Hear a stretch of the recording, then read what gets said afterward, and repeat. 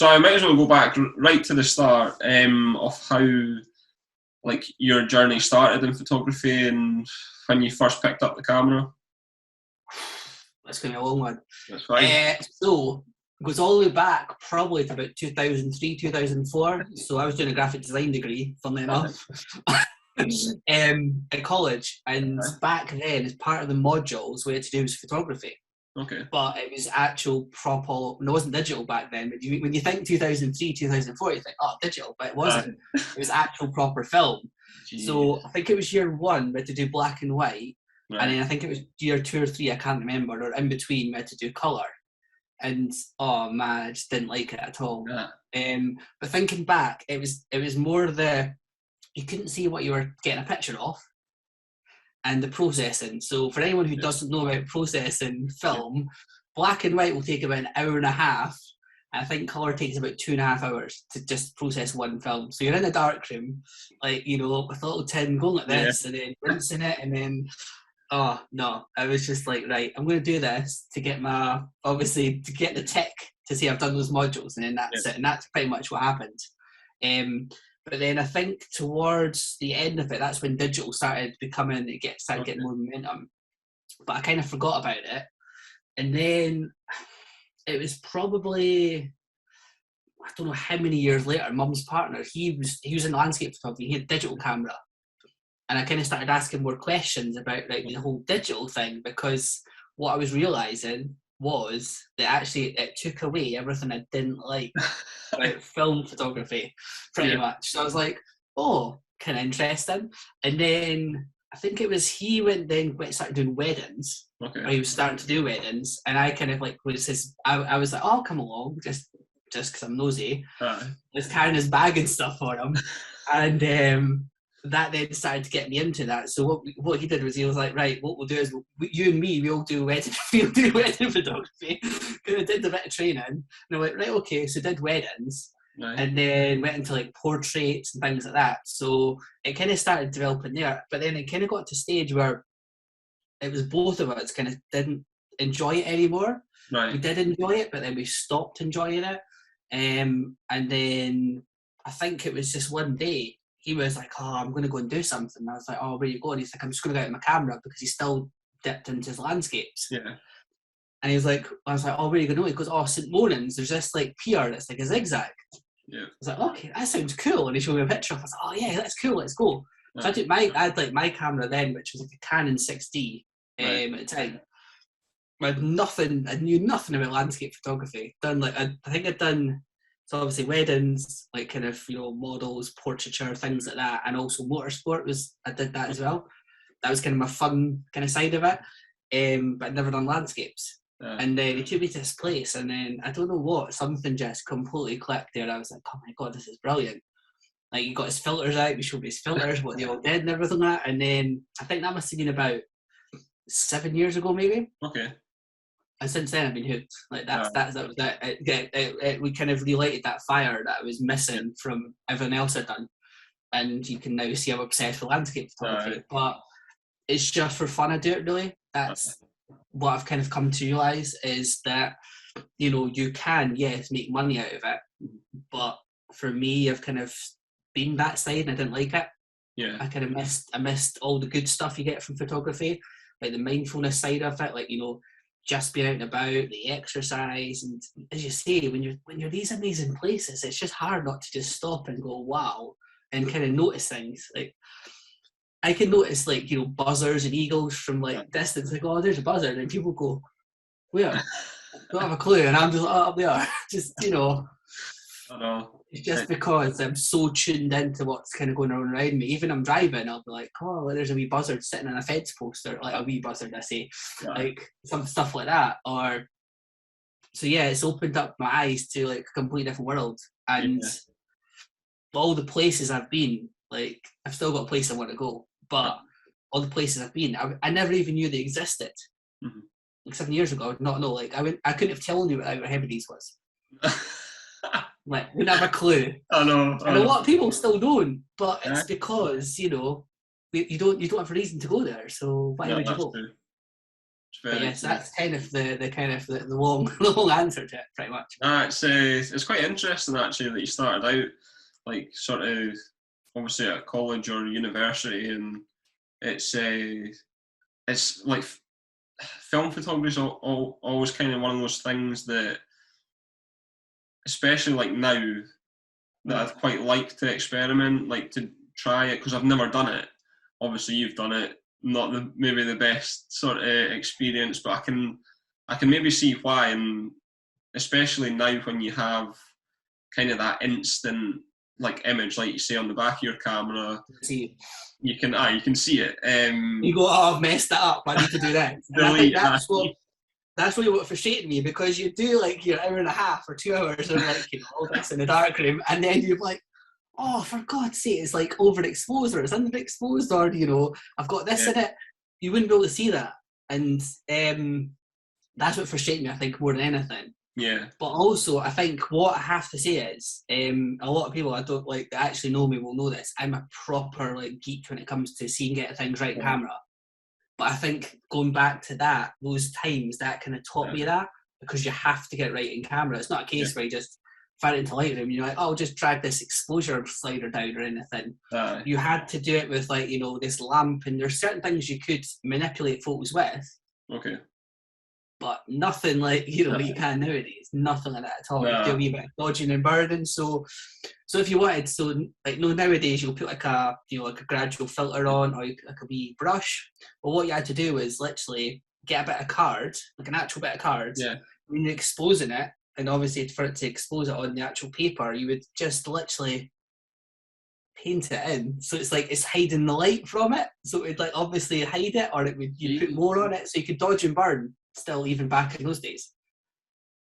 That's amazing. I never even thought of that, to be honest. Yeah. Like I never really knew that you would, like, how you would do that. But yeah, that makes sense. Obviously with a bit of card and that. I'm not sure. It's how to describe it, because it's so long since I've done it. But you've got like a bulb. Yeah. Like that, and then obviously you put your negative in it. Yeah. And then that puts it onto the paper. But then what you can do is obviously you can manipulate what goes onto the paper. So how we crop and things in Lightroom, you can still kind of do that with the obviously the paper, depending on how you want it. And then obviously what you do is you do like a test strip. So you test how long the light is actually exposed to through negative, and then from there you get a kind of rough estimate of, right, okay, I need to expose it for 4 seconds to get what I'm looking for. But within that 4 seconds, you might think, well, that bit there's a bit dark. So actually, I need more light on that. So if I do it for 4 seconds, but then this half, what I'll do is my cards, I'll move it over so it kind of protects it for the 2 seconds. That's amazing. I almost want to kind of try it now, but at the same time, like, would I be able to do that from home? Probably not. I would need to get all the gear and that. You need like so much equipment. So much equipment with it. Obviously like a dark room, all the chemicals, photo paper, and then the whole kind of thing. I don't even know what you call it. This shows how obviously long ago it was. It's almost like, remember when you used to get your drawing boards for graphics? Yeah. The bottom's like that, but then it's got like a almost projector bit that comes out the top of it, and you've got your light bulb, and that's when you're. So it's like that. Yeah. That's cool. Like me talking about it now, actually, it shows you obviously I remembered it. Obviously, it had an impact on me, but I didn't enjoy it. Yeah, no, that's fair enough. And obviously, you said there that you'd obviously taken portraits, maybe some motorsport, weddings. And obviously you've landed on landscape. Now, what kind of was your main reason for like choosing or ending up with landscape photography? Just that trip, honestly, that one trip. I don't know what it was. It just clicked. Going somewhere new where you just didn't know existed, and it was actually a sunset. It was quite nice, and that's why I've actually not been in a while. But I'll always go back to that zigzag, is because it's kind of where my journey. I kind of feel as if that spot is where it happened. Yeah. For me, as a landscape photographer, it all clicked there. It just was like, wow, this is amazing. And then, some of the pictures taken back then were absolutely shocking. But like anything, you've got to learn. You've got to, test what you play about and learn. So I felt as if I was learning completely again. like from scratch almost, because there's so much to landscapes that it's not a case of just turning up and setting up some lights and then going up, click, click, click. Nothing like that. You've got to rely on so much around you you've got no control over, and I think kind of that's what I kind of liked about it. So with weddings, with portraits, there's like you can set lights up, you can tell people where to stand, you can do you know what I mean, you're in control of a lot. Landscapes you're not, but that can work both positive and negatively. It's just you know, I suppose it's kind of nice to get that. I kind of feel like there's a moment that no one else can give. You know what I mean? Like, yeah, I understand that weddings and things that obviously you're the photographer, so you're the only one getting that moment. Like, I get that, but when you go out, like, landscape is just forever changing. Like, there's always going to be, you could be out for 20 minutes, say, and within that 20-minute, well, especially in Scotland, it can like rain, like you could get like sunburst, snow, it's just unicorn, anything. It is. It's true, but I think that's what makes it, mate. For me, that is what you could go. So I was obviously moaning about going to the same place. Everyone goes to the same place and things like that. I've got literally like my local spot, which you'll probably notice that wee tree in the loch. Like literally, I don't know how many times I photographed it, but for all the times I photographed it, I've got so many different pictures that look different. I've got like amazing sunrises. I've got one literally it's out in Hall. It's just like it's just a tree by itself because it's completely foggy behind it. So there's no landscape behind it. I've got it where it's like frozen, the loch. There's snow on top of it.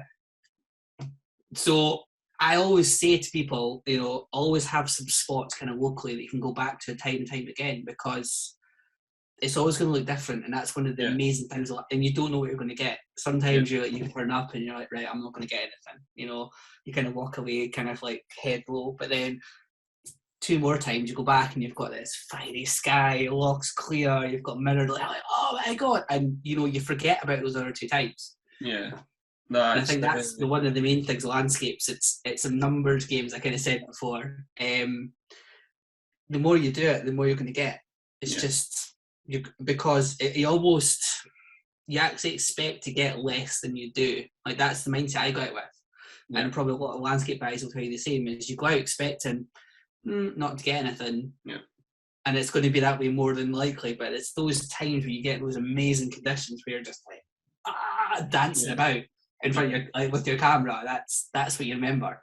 Yeah. No, I think the biggest thing that you've said there is to kind of have that local spot that you can always kind of go back to, and you're always going to, I would say you're always going to improve on a photograph. Whether like you might go one day and you think you've got the perfect conditions, but then a year later, let's say, you could go back and you've been maybe 20 times in that sort of like length of time, but every time it'll be different, and conditions can get better, they can be worse. It's just, I think it is important to have a spot that, like whether it's like a 10-minute drive or like what have you from your house, just somewhere that you can, if you've got a spare bit of time, just go for it. And I think it kind of makes it like good to have that spot, because even if you're in the house, you can look out the window and be like, oh, I could get there in like 10 minutes, say. And then,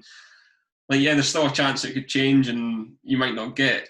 Like, sometimes that's happened to me. I've seen it, and it's been like pink outside, and I've been maybe naive in a way and thought, oh, I'll make this. And it's like, as soon as you got our stuff in the car, it's away. It's like honestly, it's devastating. But yeah, a local spot's definitely a good thing to have, just to improve your photography anyways. Because a lot of people, I think, kind of chase like what other people's taking, whether it's people travelling like from one end of the UK to the other, and they've kind of got all this time that they're like big on Instagram. Like not everyone has that, so if the only thing you can really do is go locally, like don't be kind of like disheartened by that, because I think you can get just as good like experiences from being like 5 minutes from your house. Oh, mate, I would say totally. I was the one thing I would say, because you don't have to think about, you don't have to plan, because if you've been there, you kind of know what's there. So actually, I could actually probably drive blindfolded to that spot, and I've been that many times. Yeah. And I still kind of go back, but now I'm getting more picky now with conditions, but that's fine. What was I going to say? There's something you kind of said. It's kind of gone. About going back, I would totally recommend, because I think it's a really good, if you're starting out, it's a good learning kind of curve. Yeah. Because you can compare, like, you know, like what worked, what didn't work, and then go, right, why didn't that work? Because I think, like, you do learn more from your mistakes rather than your actual, you know, kind of like the amazing images you take. Yeah. And you're always learning. Like, I'm always still learning sometimes.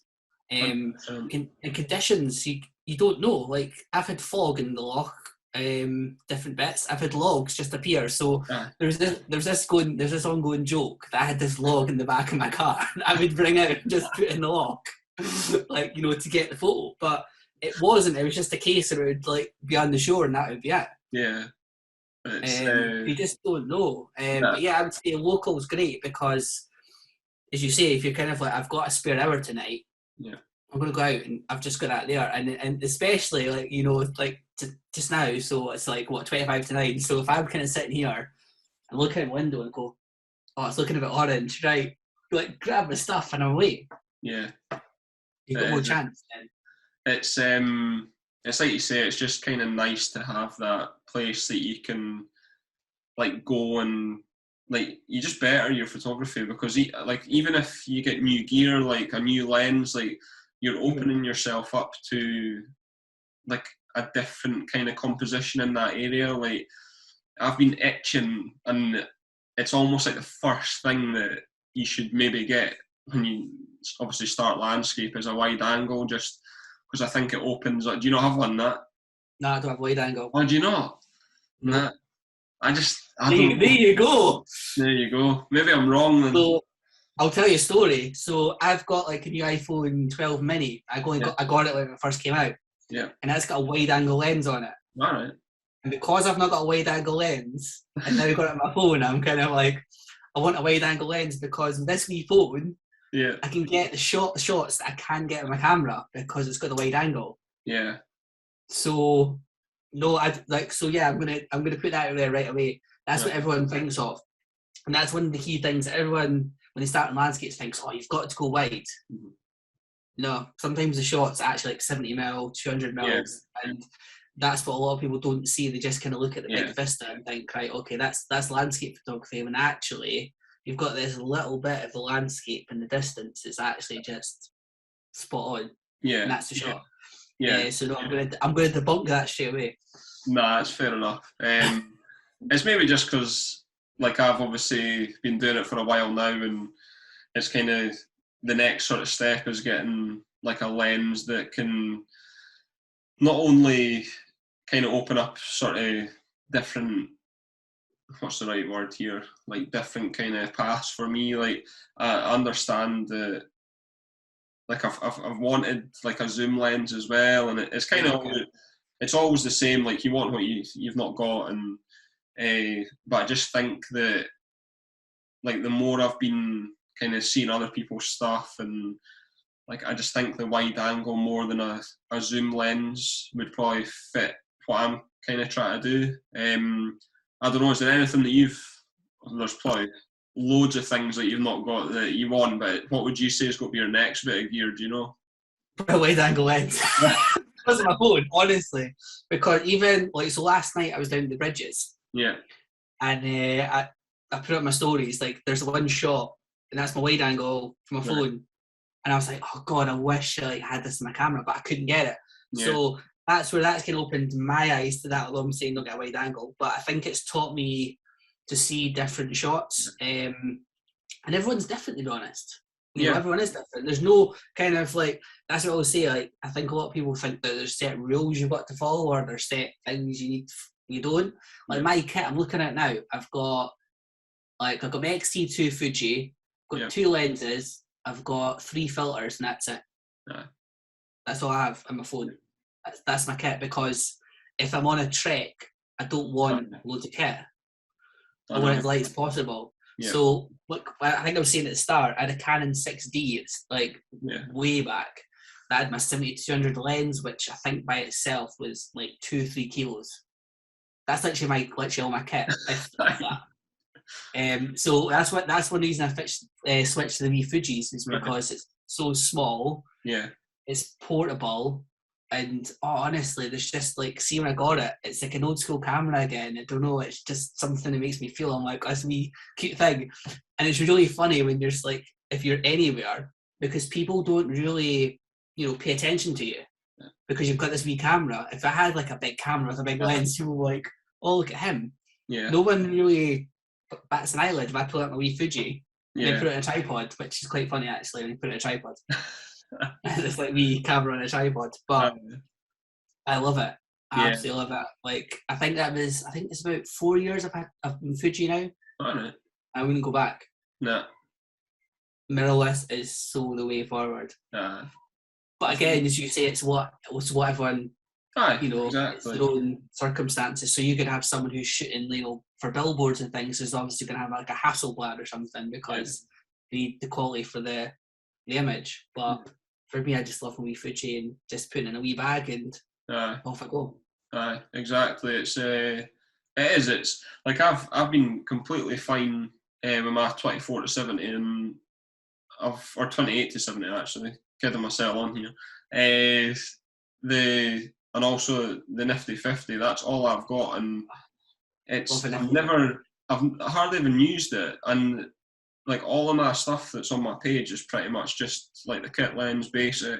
Like, it's been completely like fine for me to get started, and like it's only like I feel like in the beginning I could have maybe went, right, I'll get maybe a wide angle zoom and your kit lens, and then I could have hated it. Like, I could have hated photography within like how was I meant to know that I was going to enjoy it that much? And it's kind of, at least now that I'm like 3 years in, I can then maybe obviously upgrade, whether it's lenses or a camera or whatever, tripods. Like, you can, like, all that will come if you enjoy it. But like when you first started, like on your Instagram, like from maybe your first post to like your post now, like what would you say is changed like the most? Like, is it editing, like your gear, like the way you photograph? Do you know what? All that's changed is my mindset personally as a photographer. Right. And I think that there was a stage, and I think some people are kind of guilty of this, maybe still, is that you try to do things to please people, because it's like, it's, I'll get me likes, it'll get me this, it'll get me that. I found that actually when I started doing what I wanted to do and just being myself, actually more people engaged and more people liked it, because it was just me being me. And that's like across, because you think about it now, you've got like stories, you've got reels, you've got IGTV, you've got God knows what else on it. You never had all that. So I think the one thing I would say is, especially for me personally, is I love stories. Like, I love people just put up wee videos of me, here I'm photographing this, and people really like that. People love that. Like, I think, as I said before, I never did it, and then one day I put up a video of me like, oh hey, I'm here photographing, but whatever it was, it was probably really cringy. But people were like, oh, it's really great, because it's kind of like they're there with you. And I think what really hit home was, especially you see through the whole lockdown thing. Like, I was just like putting up random stuff, which I thought was random stuff. Of like videos of places I've been. But see the message I got from people of just saying thank you, like that's made my day.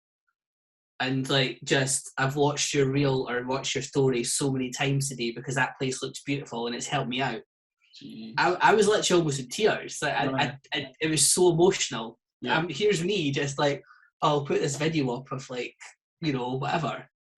But it's actually reaching and touching that many people. I was all one night I was almost in tears because I can't remember, this woman sent me a beautiful beautiful message of like she's had this really tough time and she was struggling and she just watched this 15 seconds video I put in my stories. It's amazing. And that cheered her up. And I was just like, oh my God. Yeah. So I think back to the question. No, it was nice. I think it's just basic advice is just be yourself. Don't let, whether it be kind of people or, fates, whatever, dictate what you do. Just do what you want and what you feel like. And I think it comes across more in your work as well. It kind of speaks more for itself because a lot of people pick up on things, which is really kind of, I don't get, but they do. That's like they pick up an emotion and feeling with an imagery. Yeah. Which I was kind of like, all right, okay, I did kind of feel like that when I took it, but is it coming across kind of thing? Yeah. Where it's like, oh, that feels so surreal or it feels so peaceful and things like that. And you're kind of like, well, I did feel like that. But I didn't think it came across like that. I think that's the one thing I've learned is just be yourself. Because there's only one of you, no matter who you are. Exactly. You're unique. Everyone's unique, so. 100%. Yeah, no, that's great advice. I think that is something that I try to do as well, and I was maybe guilty of it in the beginning, because obviously I was new to it, I didn't really know what I wanted to get from it, and especially on Instagram, you try and maybe do what other people are doing that have got 200,000 followers, and it's like, what's the point?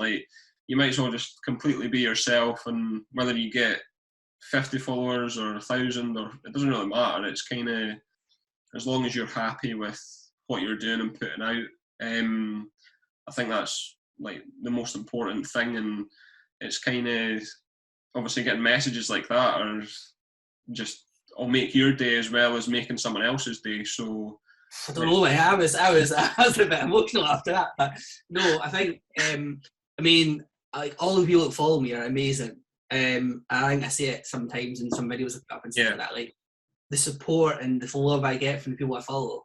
And I've not got the biggest following in the world, I never probably will, but the people that do follow me are so genuine and I really appreciate it. It's kind of weird because I think, what am I, 8,000 something, I don't know what it is. Yeah. But if you actually thought about that in real life, that's a lot of people that are standing in front of you.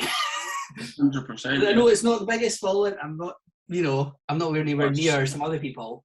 Yeah. But I'm still that's quite a lot of people.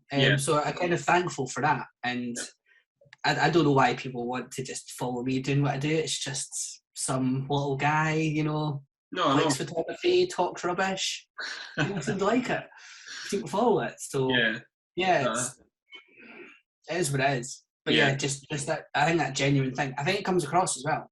Yeah, no, 100%. And I think that's kind of where you're obviously going right in the way that you've figured out that being yourself is kind of what works. And I've always said, I would much rather have 1,000 genuine followers than 1 million that are either fake robots or would probably slag you off, what's the point? It's just, if you've got that sort of little bit of following that care about what you put out, and also it's not just about giving you good feedback. If they could even be honest and say oh, I think you could maybe do that, I would much rather that than having 1,000 messages that are just people saying, oh, it's amazing, when maybe it's not. Sometimes you put an image up that you're maybe not completely happy with, and I like to get kind of feedback because I like to see what I could improve or not. And do you get that as well, or is it mostly kind of not? To be fair, mate, I'm probably my own worst critic.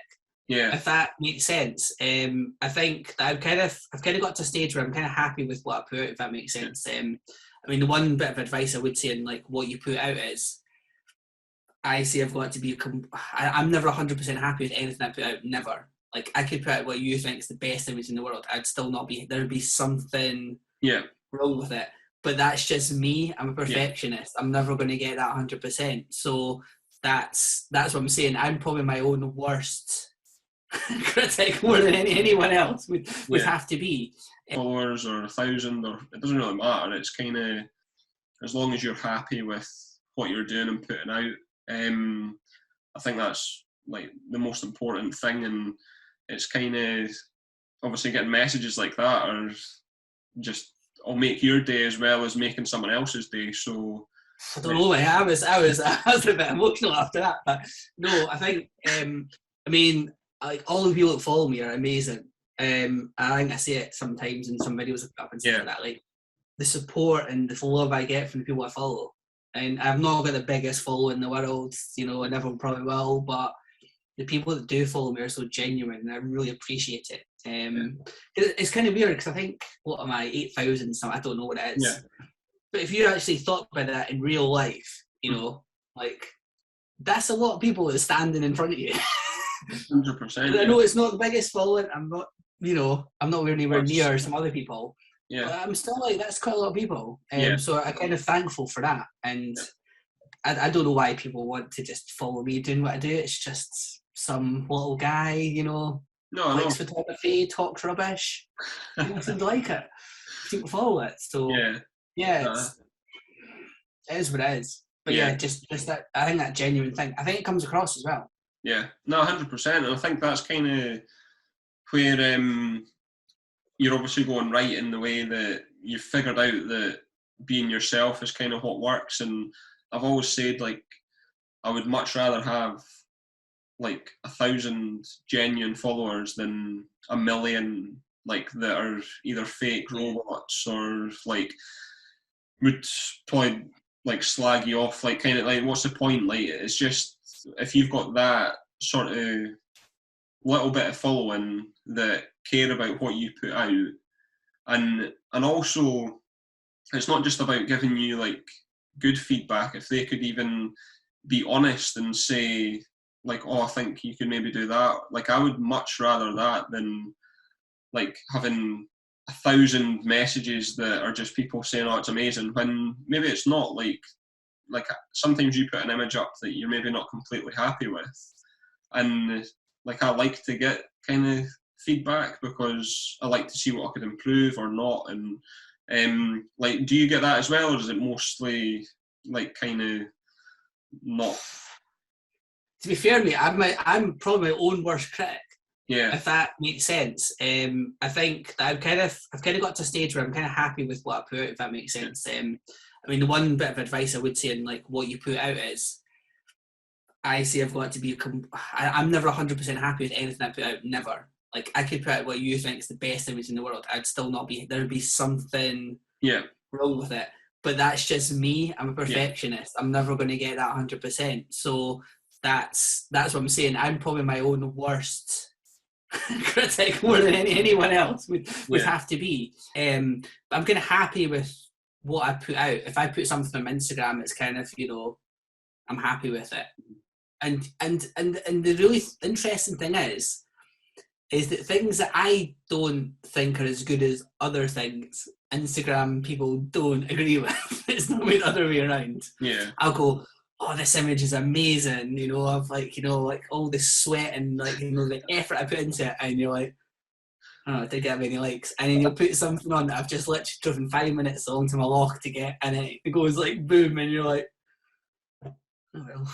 Yeah. It's a personal thing. I think photography is a personal thing. Yeah. No, that's totally fine. I think that it kind of, I think if you're kind of your own critique, and like it's only a good thing, because I kind of feel like if you do just put up, like, the thing that I struggle with is that there's so many people that put stuff up every day, and I think that, like, you're not necessarily putting up a good photo, you're only putting up because it's every day, like, if you know what I mean. So it's kind of like, and I done that in the beginning. I was like pathetic. Like, it was like every day I was trying to put something up. Like, I remember I went up north, like in the Highlands, and it was almost just like, I was just a tourist, really, just taking photos, brought them back into Lightroom, and then just changed them about a bit, and then I had something for like the next month or whatever it was. And like they're still on my page now. Like I've not taken them down, but it was more trying to put them out daily than actually thinking, am I happy with that kind of thing? And I think that's one thing that if I could have like changed, like in the beginning, I would have maybe. But like obviously that's with experience and finding out things and what have you. That's like anything, but that would be one thing that I would definitely sort of changed from when I started. But that's just the way it goes. I was going to say, mate, I wouldn't even say that was just Instagram. I'd say that was just photography as a whole. Yeah. So I can't remember who it was. It was some photographer who was like, you know, he was the dog's particulars, put it that way. And what he said was literally, from each shoot, he only put up one image.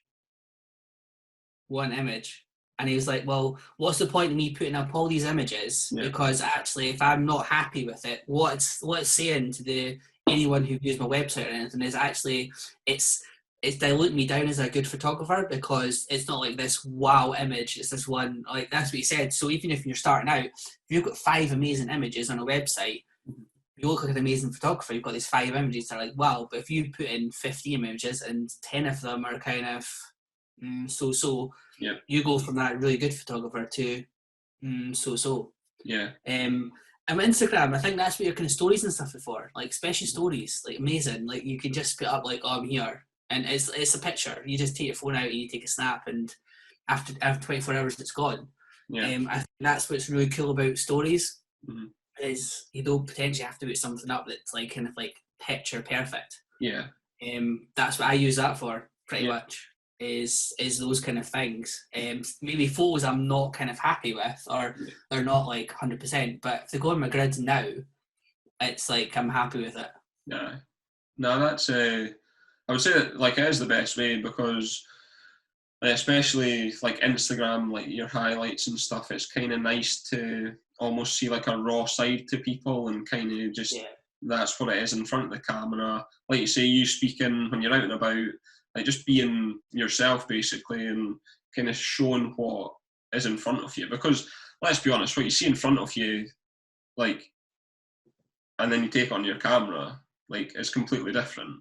Like you obviously want to replicate what's in front of you, but what the camera can produce is much better than kind of what's on your phone in terms of like the quality and what you can sort of pull back from in Lightroom and things. So I'm going to kind of agree and disagree, right, because I think this is where the realist in me comes in.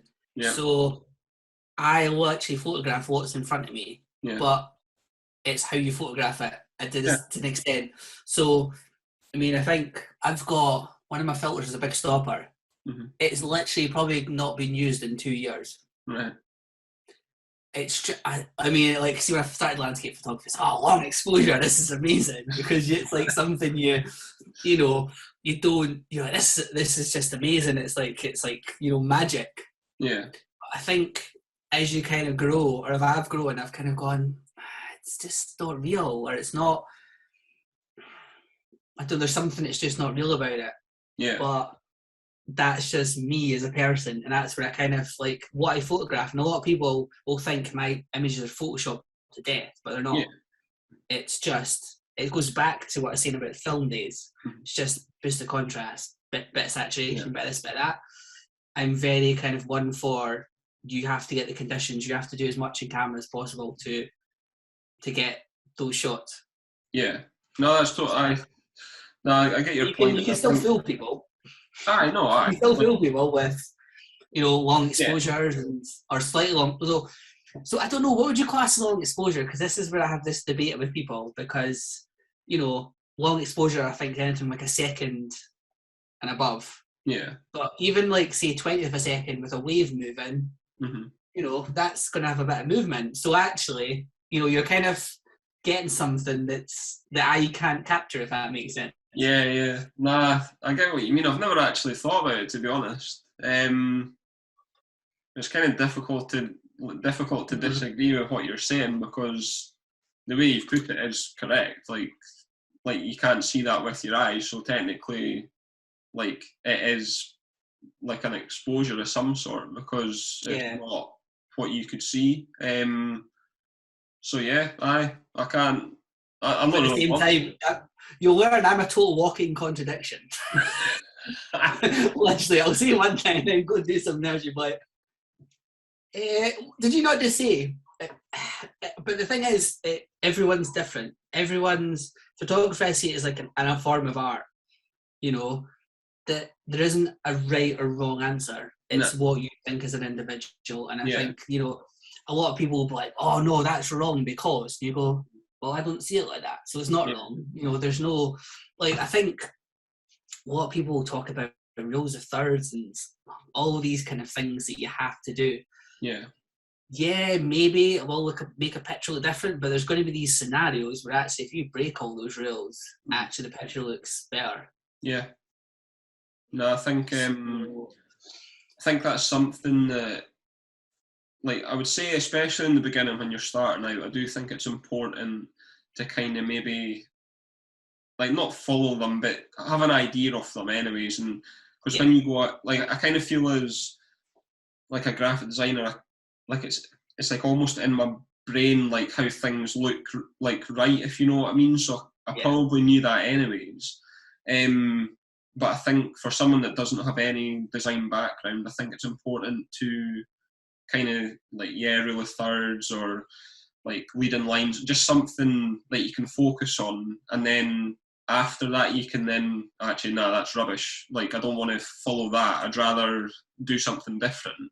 And then, like, don't get me wrong, I still, like, there will still be times that I'll, like, probably, I've got the rule of thirds on the back of the camera.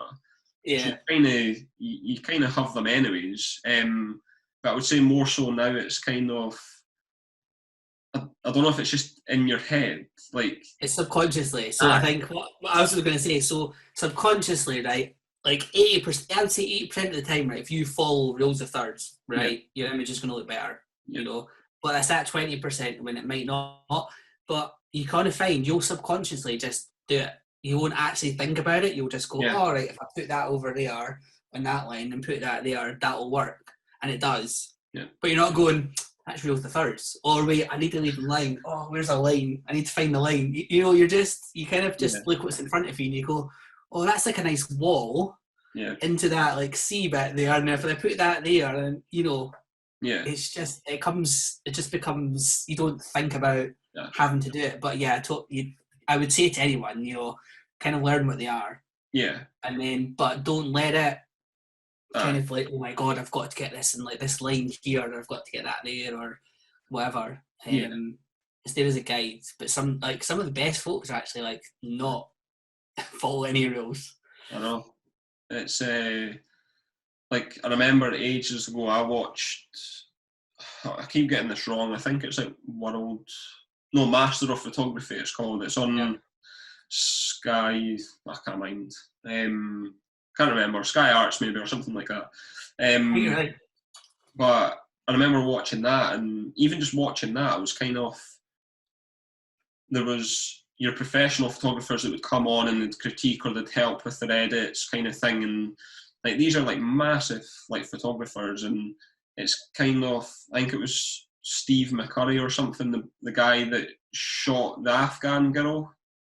It's like, maybe I know the picture you mean, I just don't know who it is. Aye, it's a famous image, and to be honest, before the programme I didn't know that he'd taken it, which is goes to show how naive I am. But anyways, he was on the programme, and he was like so experienced, travelled the world, and he was saying to the people, like, why stick to like the rules? They're like there to be broken, like, type thing. And it's so true that, and that's somebody with like ridiculous amount of experience that is like breaking the rules. And it's kind of, obviously in the beginning he maybe did learn them, but then once you know them, you kind of know that you don't need to stick to them, if you know what I mean.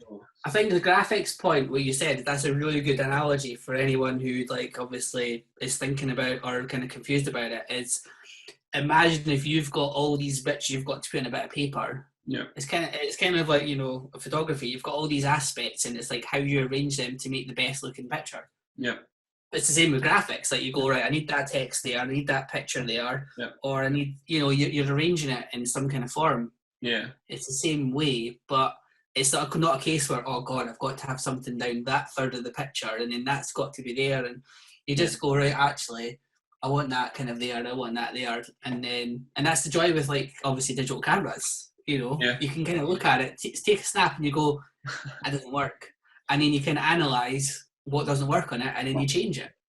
Aye, exactly. It's I think we've kind of came to a conclusion with that. Hopefully, some advice for someone starting out.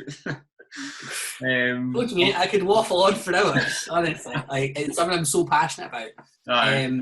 I really am, and I think it's, as I said, I think it is like an addiction to me. Mm-hmm. You're just kind of like always going, right, what's my next shot, or where am I going? And even if you see something, like even if I'm out and about and I've not got my camera, I'm still looking for pictures. Yeah. I still kind of having a look going, I see the world as a big playground for photography. That's the best way to look at it. Yeah. You're just kind of like, and that's not take my phone out and like snap, and I might go back my camera.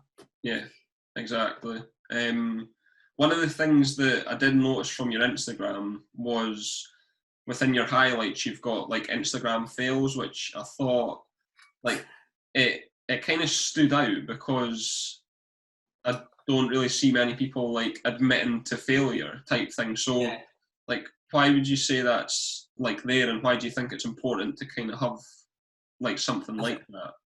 I think it goes back to that being realistic. So if you kind of look at like Instagram or any kind of social media from a kind of like, a mental kind of point of view, where a lot of people feel pressure, they've got to get this like amazing image, or they've got to do this, and or they've got their lifestyle's got to be like this, or whatever it may be. But the reality is completely different to that picture that you're looking at. That photographer could spend a week sat in one spot waiting for it. Yeah. And okay, he's got an amazing picture, but actually what you don't see is the failure that goes with that. Mm-hmm. I think that's really important, is that, special landscapes, like you can look at, I suppose you could put it to any kind of photography, but you're never going to be 100% of the time. You're never going to get like those amazing images all the time. You've got to fail, or even the best of us fail at times. Yeah. Sometimes I go out and I go, what have I done for the last half hour? And you just kind of like, you're almost beating yourself up because you feel like you've wasted an opportunity or whatever it may be. Yeah. Like, I'll tell you the best one I did. This is the best failure, is I went to the small island of Cana, got there, and I hadn't put my battery in my camera. So I'd driven 3 hours to get to the ferry, and then taken an hour ferry to get there, and I forgot my camera battery. I remember I put my Instagram, and people were absolutely in tears of laughter. But we're all humans, we all make mistakes. So I actually forgot I actually had that on there, actually. But I think that's why, even in my stories, if I'm out for sunrise or sunset, whatever it is, and I don't get anything, I'll put it up, because that's life. Life isn't this perfect thing that Instagram perceives it to be. It's life, I know.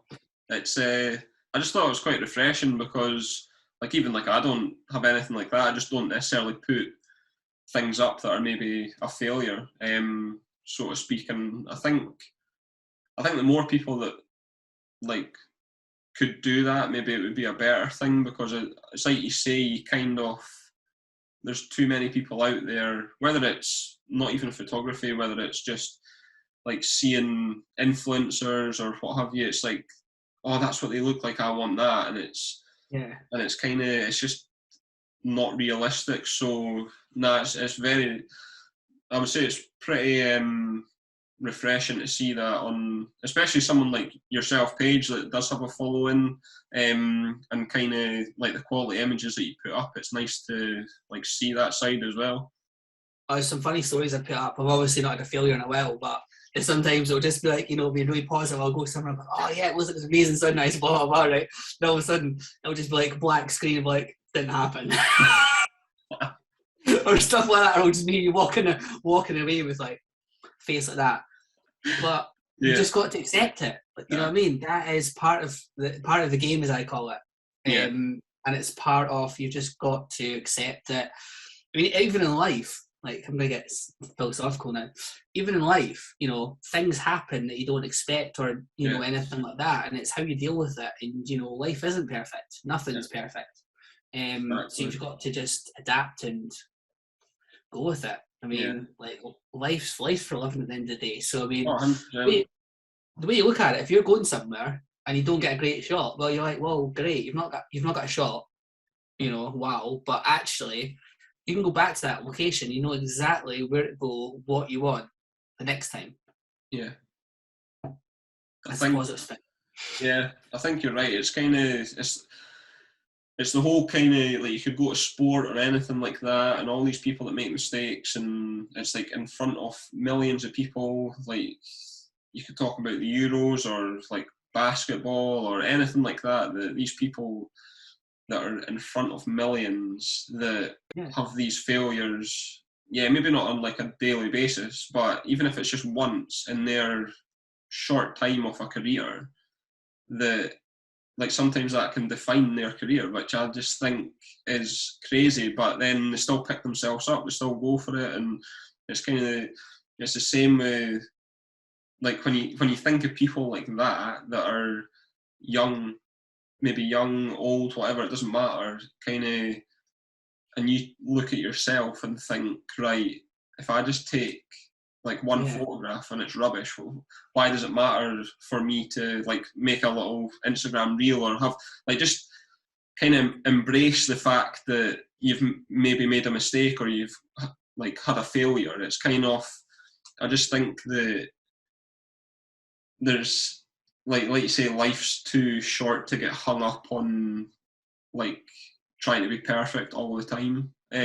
Yeah, I think that's the thing. We all are. I think, and there's social media's pretty much got to. I think it's one of the main things. The one main contributors to it is that we lead this perfect. Like, people lead this perfect life. You're like, well, actually, they probably don't. Like, you know, how much is their mortgage on that like amazing house they've got? You know, if they don't get work, can they keep up payments in that amazing mortgage for that amazing house? And there's so much you don't know what potentially has happened in their life. I know. Anything.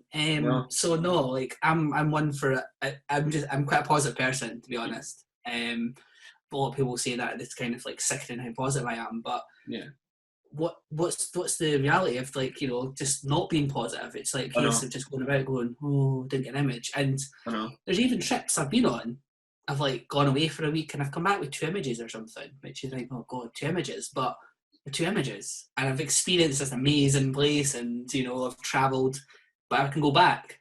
That's the thing, you know, you can go somewhere, if you don't get it, you can go back. Exactly. Aye, I know, and it goes back to your trip that you're on about, that you left your battery kind of thing. It's almost like it, just laugh, like if you didn't laugh you'd cry. Like, what's the point? Just the way it's the way it goes sometimes. Like, I've not quite done that. I remember. There you go. I forgot. And it wasn't that long ago. Nah. It was only about 2 years ago. So, like, it's not as if it was like when I was starting out or anything. It was like 2 years ago. And this is what I say, that, you know, I'm kind of happy with where I am and what I can take and do, but there's still always something that you can, you know, learn from someone else, no matter how little or whatever it is. Like, every day there's something new. Like, there's some things that if I'm taking pictures that actually, like, people come up and talk to me and tell me that I'll not have known about, and I'm like, oh, that's cool. Like, you know, it's maybe not about photography, but it's maybe about something I'm taking a picture of. You go, that's really interesting. Like, the best one I had, right? So I'm going to waffle again, sorry. Is this old tractor. So it's on Isle of Colonsay. Right. And there's this cool like worn tractor. I've actually got the print in my kitchen. And it was up a hill, and it just sat like in the grass, and it was kind of like overgrown, but you could still see it. And this day it was like a blue sky behind it. And I was like, oh, this is amazing. Just the light coming in, blue sky is like perfect. So I was taking a shot of this, and then these locals just stopped and they said, oh, are you taking a picture of the tractor? And I was like, oh yeah, it's really cool. I kind of explained why. And they're like, oh, do you know the story behind the tractor? Like, one photograph and it's rubbish. Well, why does it matter for me to like make a little Instagram reel, or have, like, just kind of embrace the fact that you've maybe made a mistake or you've like had a failure. It's kind of, I just think that there's like you say, life's too short to get hung up on like trying to be perfect all the time. Yeah, I think that's the thing. We all are. I think, and there's social media's pretty much got to. I think is one of the main things. The one main contributor to it is that we lead this perfect. Like people lead this perfect life. You're like, well, actually, they probably don't. Like, how much is their mortgage on that like amazing house they've got? If they don't get work, can they keep up payments in that amazing mortgage for that amazing house? And there's so much you don't know what potentially has happened in their life. I know anything. So no, like I'm one for it. I'm quite a positive person, to be honest. A lot of people say that it's kind of like sickening how positive I am, but what's the reality of like just not being positive? It's like case of just going about going, oh, didn't get an image. And there's even trips I've been on. I've like gone away for a week and I've come back with 2 images or something, which you think, oh god, 2 images, but they're 2 images, and I've experienced this amazing place, and I've travelled, but I can go back. Yeah, it's the thing. You can go somewhere. If you don't get it, you can go back. Yeah, exactly. Enjoy. Aye, I know, and it goes back to your trip that you're on about, that you left your battery kind of thing. It's almost like it. Just laugh, like if you didn't laugh, you'd cry. Like, what's the point? Just the way it's the way it goes sometimes. Like, I've not quite done that. I remember. There you go. I forgot. And it wasn't that long ago. Nah. It was only about 2 years ago. So it's not as if it was like when I was starting out or anything. Yeah. It was like 2 years ago. And this is what I say, that, I'm kind of happy with where I am and what I can take and do, but there's still always something that you can, learn from someone else, no matter how little or whatever it is. Like every day there's something new. Like there's some things that if I'm taking pictures that actually like people come up and talk to me and tell me that I'll not have known about, and I'm like, oh, that's cool. Like, it's maybe not about photography, but it's maybe about something I'm taking a picture of. You go, that's really interesting. Like the best one I had, right? So I'm going to waffle again, sorry. Fine. Is this old tractor. So it's on an Isle of Colonsay. Right. And there's this cool old, like worn tractor. I've actually got the print in my kitchen. And it was up a hill, and it just sat like in the grass. And it was kind of like overgrown, but you could still see it. And this day it was like a blue sky behind it. I was like, oh, this is amazing. Just the light coming in, blue sky is like perfect. So I was taking a shot of this. And then these locals just stopped and they said, oh, are you taking a picture of the tractor? And I was like, oh, yeah, it's really cool. I kind of explained why. And they're like, oh, do you know the story behind the tractor? I was like, well, there's a story. And they're like, yeah. So it was this young guy who was, he was 34 or something like that, so about the same age as me. And it was his tractor. So the tractor wouldn't start, so it's at the top of this field, because what he'd do is it would roll down the hill to get it started, and it would obviously kick in. Yeah. And this is where it parked. But what happened was the guy had a heart attack and died, like just all of a sudden. So what they did was they kind of kept his tractor there as this kind of like, in his memory, in the exact spot where he used to keep it. And this was this tractor that was photographed, and I was like, oh my God, that is like crazy. Yeah. Like here's me just thinking, oh, it's this old being up tractor, it's been left in the field. But it's actually this like monument to this islander who died all of a sudden, and it's his tractor. Like I thought, I was blown away by it, like literally completely blown away by it. And I think I look at that picture, I will look at it differently now, because I know the story behind it. That's it's almost quite. It's quite nice when, like, although it's not nice, if you know what I mean, like, but to have like a reason why that is there, because like I would have been the same, just an abandoned tractor, just thought, aye, fair enough, looks cool type thing, but it almost adds an extra sort of emotion to the image as well. Yeah, like it's actually in my kitchen. I've got it in my kitchen. I absolutely love it that much, but it's black and white. It's actually one of the images I took, it's black and white. But it's not there for that reason. I actually love it as an image. Every time I look at it, I just and I think that's the cool thing about photography that a lot of people don't realise. It's like, for me, like my Instagram is just loads of pretty pictures. It's like, okay, cool, we've got loads of pretty pictures, but they're all my personal memories of places I've been, things I've seen, and stuff like that. And that's how I kind of look at my Instagram now. It's not a case of like it's just pretty pictures. It's just memories for me. Like, I've actually got Yeah. pictures of my house as well, which is not a surprise probably as well. But each photo is like I can look at each photo, it doesn't matter how old it is, I can tell you the story behind it. Yeah. No, I think that's the biggest thing that I've tried to do recently, especially like maybe the last sort of year, because like I say in the beginning, I was just like snap happy, just try to take whatever, uploading it, no real meaning behind it. And like more recently, probably sort of since I started this, so probably actually 6 months, like just speaking to people and kind of realising that like just capturing the moment is sometimes enough to kind of to get something out of the photograph for yourself, because there's so many photos that I've got that are on my Instagram that like, yeah, I could say, oh, Glenn Cole, like fine, whatever, but like I don't have, like I can't remember like when that was or what year it was or why I took that photograph. Whereas now, like even just the ones that I've put up recently of like the snow like falling like on the branch and that, and Yeah.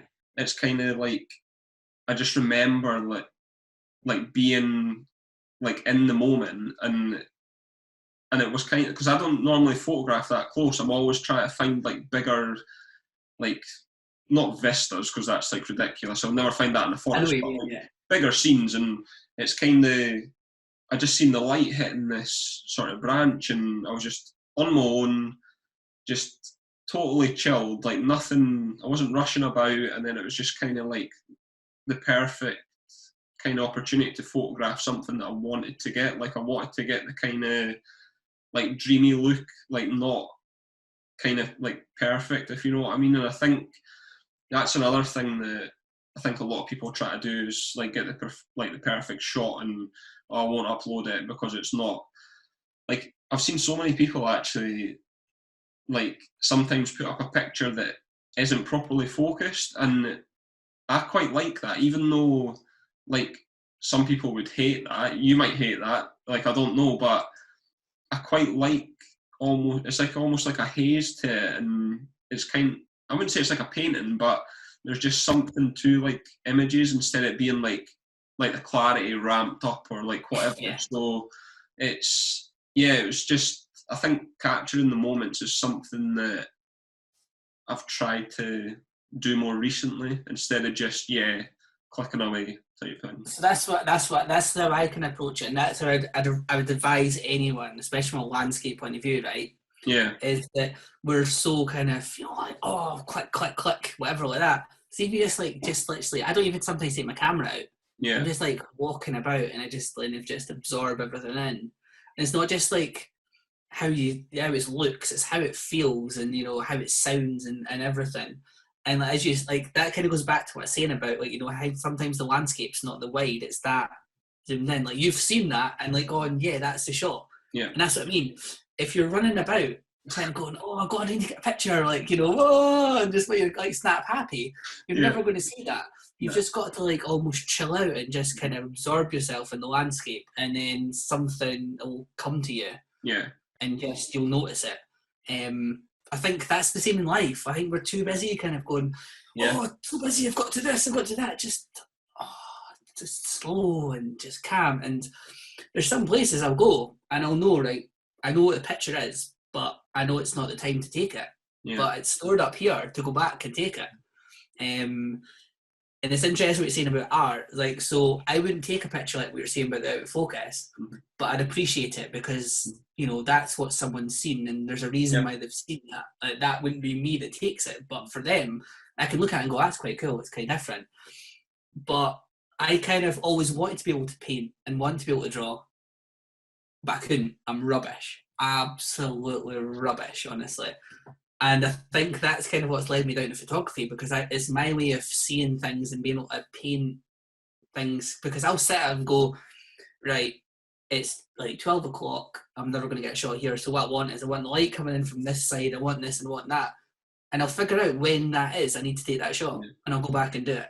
So it's almost like I'm painting it, but I can't paint it. I've got to go and take a picture with my camera kind of thing. Yeah. And that's where I do put a lot of effort sometimes into shots. Yeah. Because I'll know exactly where the light is, what the tide is, all other kind of nonsense. Yeah. No, that's quite because that's something I don't like. I'm really bad for it, and it's probably the worst thing as a photographer in a way, especially if you try and do landscape, is not to know what you're going to photograph. Like, yeah, I know there's the other side, like it is nice to go out and just not have anything and you can be surprised. Like, I get that. But there is times that you need to actually plan. So, like, would you say, like you obviously mentioned there that you plan a lot, but like how much do you actually plan? Like, have you got loads of apps that you go on to plan stuff, or?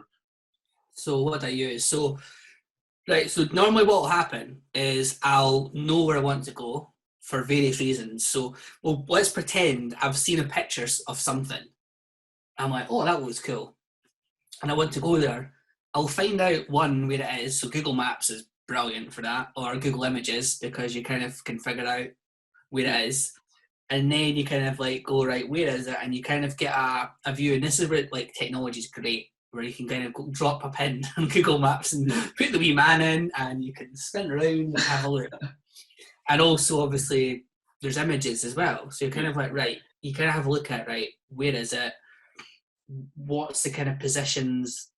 You can kind of get an idea without actually having to go there. Yeah. Then TPE, so it's the photographer's inference, which you can work out where the sun is. So it's sunrise, sunset.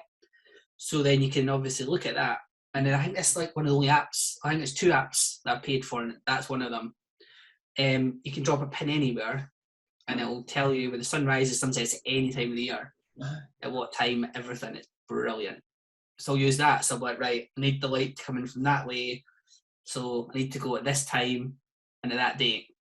And then even if you want to go one further, I can't remember what it's called. Like, give me 2 seconds, because I don't use it as often. But there's like a 3D one. Okay. Yeah, that one was like I think it was like a tenner. Right. Yeah, TPE 3D it's called. So the photographer's Empress 3D. I think it's like about tenner. So these are the 2 apps that I've actually paid for. And what you can do is you can drop a pin anywhere in the world, and it will show you what the landscape looks like, as in where the sun pops up and stuff like that. So it's great for like, see, hills. Yeah. So if you obviously want to light up a hill, you're like, right, what's it going to look like? So you drop where you want to look, and it'll. Jeez. I mean, it's kind of basic, but you get an idea. Yeah. So that's the level of extent I would go to, and then I'd actually go there probably 2-3 hours, depends, before, and go and suss out exactly, right, am I right with what I was thinking? Jeez. And then you've got to factor in, so if it's by the sea, tides, so tide times. So I heard John Murray talking about the zigzag at St. Monans. It's a great example. Yep. So high tide's generally better for that because it hides all the stuff below it. Yeah. So if you go at not high tide, you're kind of like, it's not looking that great, so that's got to be high tide. Then you've got the opposite, where some have got to be in between. Yeah. So it's not high and it's not low, but how high has it got to be, or how low has it got to be? Yeah. And then beaches.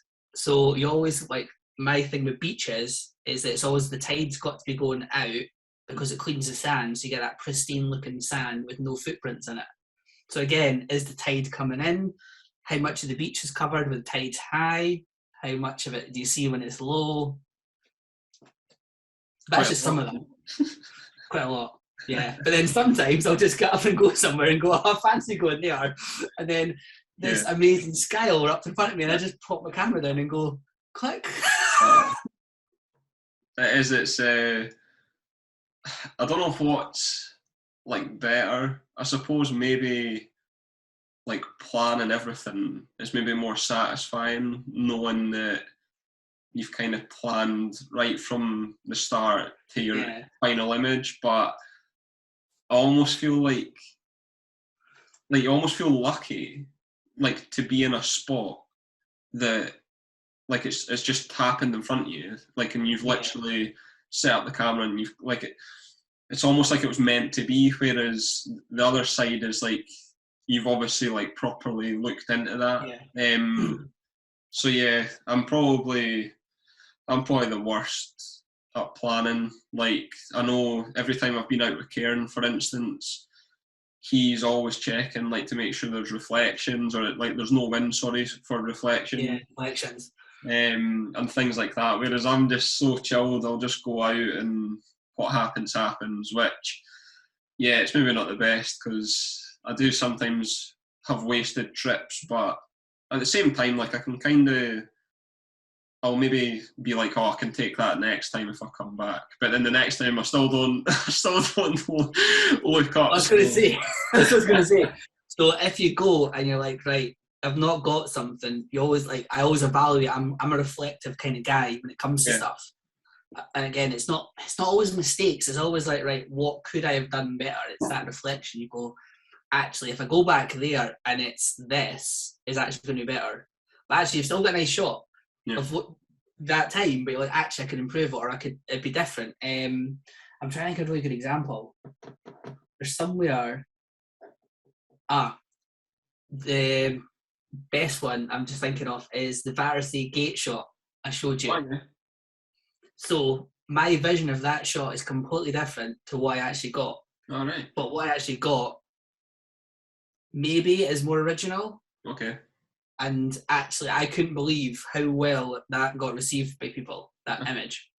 Like, honestly, like that, people went absolutely daft for that image. That gate took me to the island. Like that, I saw that gate and I was like, that is an amazing focal point for an image.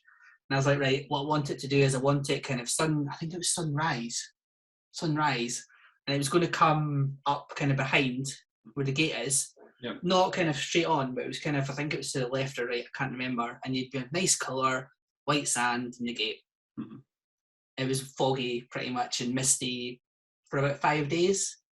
And I was like, do you know what? I need to go and see the gate anyway. So I went down, it was sunrise, I still went down for, because I'm like, there's going to be no one about, and hopefully the sand will be cleaner, which it was, although I'll admit, I did take a rake and kind of rake some of it, because it had horse doodah on it. And I went there, and then I took the shot, and I was like, this looks cool. It's got mood to it. It's got, I don't know, something. So that's when I was like, I was there for half an hour taking that shot, but I was like, I played about exposures and things like that, but I love that shot. Yeah. Absolutely love it. It's actually that one's in my bathroom. There you go. But that's where I had something in my head I wanted. I was like, that's what I want. But I didn't. And that's what I mean. Sometimes if it doesn't work out, you're pleasantly surprised with what you get and how people like actually then go, that's an amazing shot. And you're like, is it? Yeah. I thought it was quite good, but I wasn't too sure if anyone else like it, because it's not like a like fireball with a sky behind it or anything like that. Sometimes, I don't know, it's kind of, especially with that photograph, you maybe, because you had such, like maybe you've planned it that much that kind of, like you say, maybe it's until people give you that reaction that you maybe start understanding like how good it actually is. Like I think. So I would say for one thing I did learn from, it wasn't that post, there's another one of Rattree Head I put up, and it was the same idea. I got there and I was like, it's moody like that. But then I kind of like, I was like, oh, do you know what? I could get a shot with this, and I really liked it. And I think this goes back to when I was saying about like putting stuff up to please people. Like I was happy with the shot, but I was like, oh, it's not like this fireball sky that like I'm renowned for. Yeah. But I was like, do you know what? I'm going to put it up, and I put it up, and again that one did really well. And that's when I was like, do you know what? I realised that one, I was being so fussy with what I was taking that actually I was missing shots that I could get. And two, that actually it didn't need to be this fireball sky and everything that I was kind of being really picky for at the time to please people or for people to like. I should just, be confident in my own ability and what I like, because if I want to share it, it's what I like. Exactly.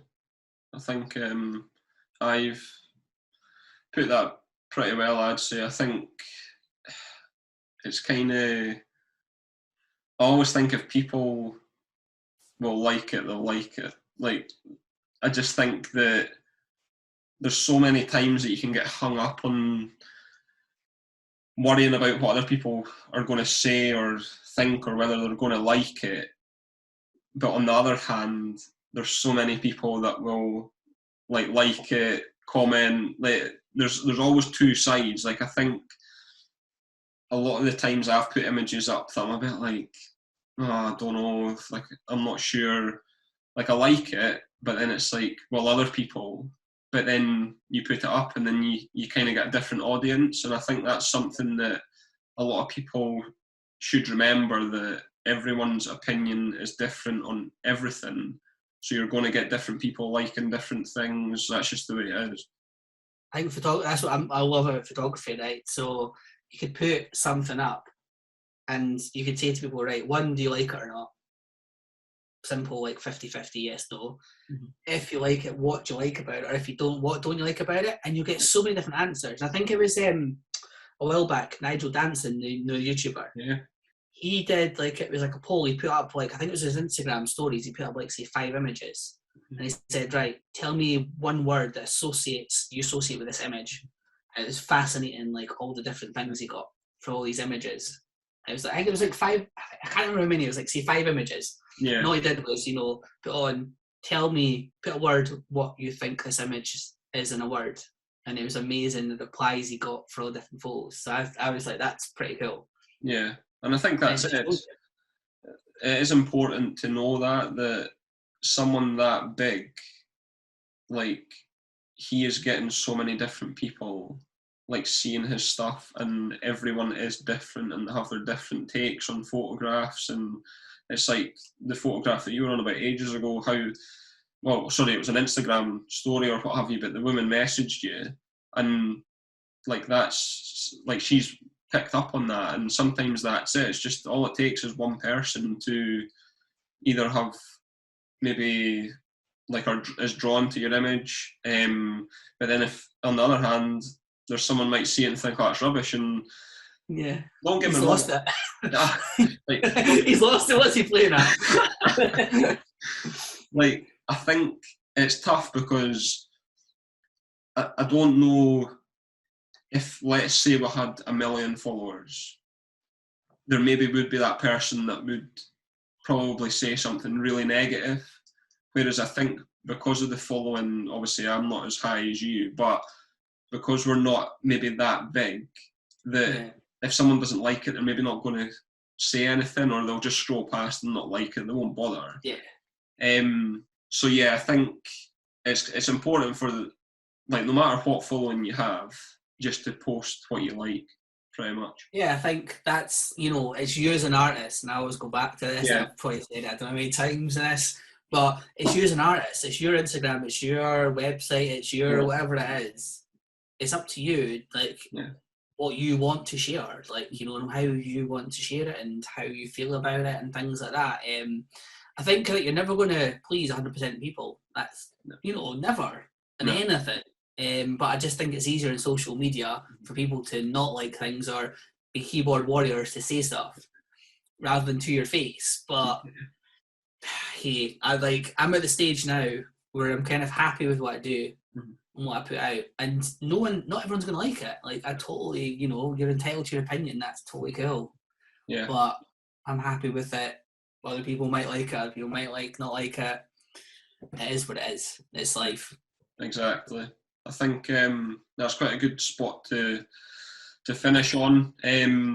One last question that I ask everybody is... Oh, here we go. I know what's coming, I think. If you can take one last photograph, what would it be?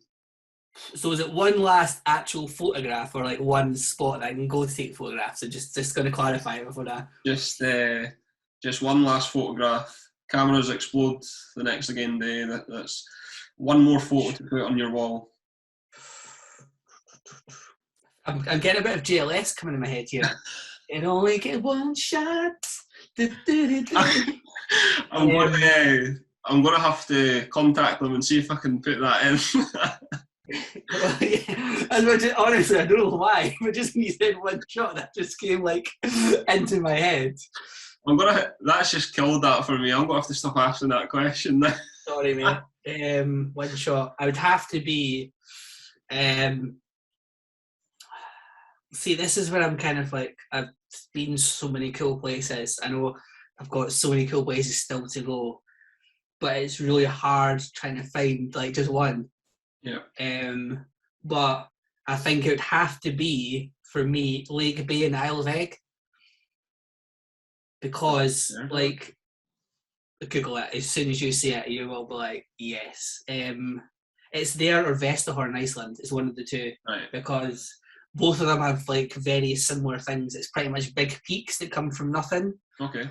I mean, the Vesterhorn one's amazing, but I think I'd have to pick Lake Bay and Egg because it's just the feeling when I'm there. I've been a couple of times, and it's just that like kind of freeness, and it's just such an amazing location to photograph as well.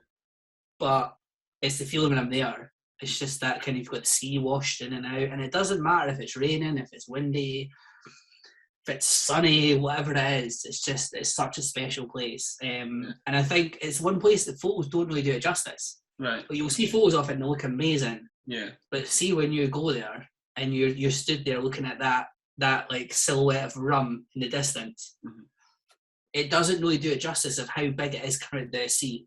Yeah. The scale of it, it just it's one of these views that literally just it's amazing.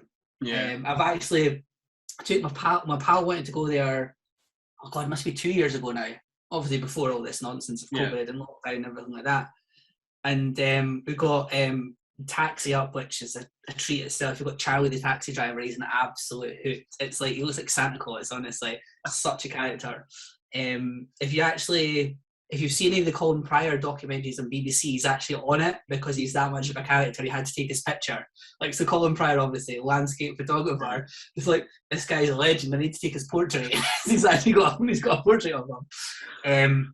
But as like I said, like, I want you to kind of look to the right, and I don't want you to look to the left until I say, because like you go down this wee twisty road and all of a sudden it's just there in front of you, and as I like look now, and she was just like, oh my God, and literally her reaction just said it all for me.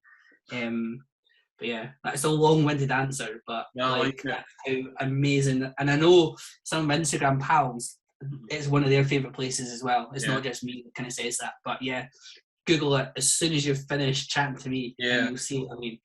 Every time someone says an answer, I need to add it to my list, so that'll get added as well. As soon as you Google that, you're like, yes, okay, I see what you're talking about. I hope you see what I'm talking about. Yeah, 100%. I appreciate you coming on. Thanks very much. And no, I appreciate it, mate, for asking me. It's been a pleasure. As I said, love talking about photography.